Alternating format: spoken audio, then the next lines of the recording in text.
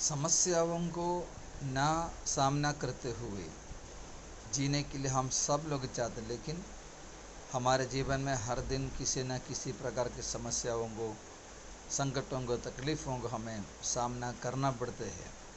यही हमारे जीवन की सच्चाई है। आप सबको यीशु मसीह के नाम से ब्लेसिंग वर्ड में मैं स्वागत करता हूँ। निर्गमन का पुस्तक 14 अध्याय में उसका 21 वचन में इस प्रकार से पढ़ते हैं, और मूसा ने अपना हाथ समुद्र के ऊपर बढ़ाया और यहोवा ने रात भर प्रचंड पुरवाई चलाई और समुद्र को दो भाग करके जल ऐसा हटा दिया जिससे कि उसके बीच सूखी भूमि हो गई। मिस्र देश में से परमेश्वर ने अपने लोगों को मूसा के नेतृत्व में छुड़ा कर लेकर आया। जैसे लोगों ने मिस्र देश को छोड़कर हमेशा के लिए चले जा रहे थे, फ़िरौन की मन कठोर हो गया, क्योंकि आज तक मिस्र देश की उन्नति के लिए, मिस्र देश के प्रोग्रेस के लिए, डेवलपमेंट्स के लिए जिन लोगों को गुलामगिरी में रखते हुए बड़े बड़े शहरों को बनाया करता था, एक दिन में वे लोग सब के सब उस देश से चले जाना मिस्र देश के लिए, फ़िरौन के लिए, फ़िरौन के कर्मचारी के लिए बहुत ही बड़े नुकसान था। इसलिए वे लोगों ने इस्राएलियों का पीछा करते हुए उनको वापस मिस्र देश में बसाने के लिए लेकर आने का विचार के साथ उनको पकड़ने के लिए पीछा किया। मिस्र की सेना को आते हुए देखा हुआ इस्राएली मूसा के सामने कुटकुटाने लगे, क्योंकि अब ऐसे हालत में है, दोनों बाजू में बड़े बड़े पहाड़ है और उनके सामने लाल समुंदर और पीछे से फ़िरौन और उनके सेना आ रहा है। बचने का कोई रास्ता उनके सामने नहीं था।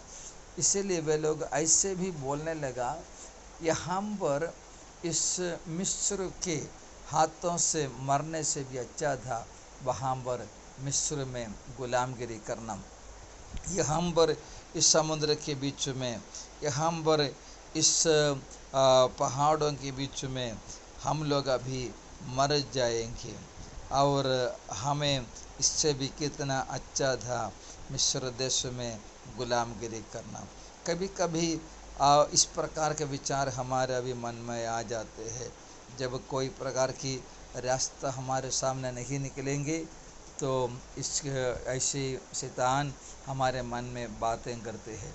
लेकिन मूसा ने उसके सामने लोगों का हिम्मत दिलाकर परमेश्वर से बातें की।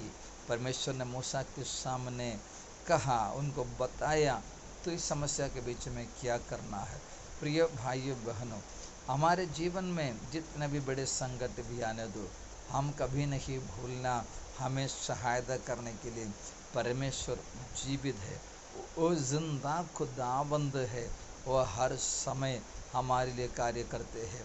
भजनकार इस प्रकार से कहते हैं, संकट में अति सहज से मुझे सहायता करने वाला परमेश्वर है।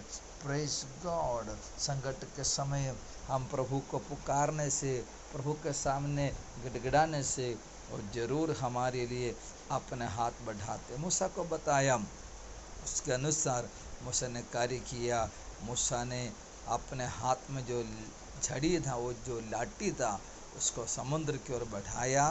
परमेश्वर ने उस समुद्र में बड़ी आंधी चलाकर उसको दो भाग कर दिया, और ऐसा कि इस्राएलियों के लाल समुद्र के बीच में से सूखी जमीन की रास्ता बनाया, और उनको बचने के लिए प्रभु ने सहायता की।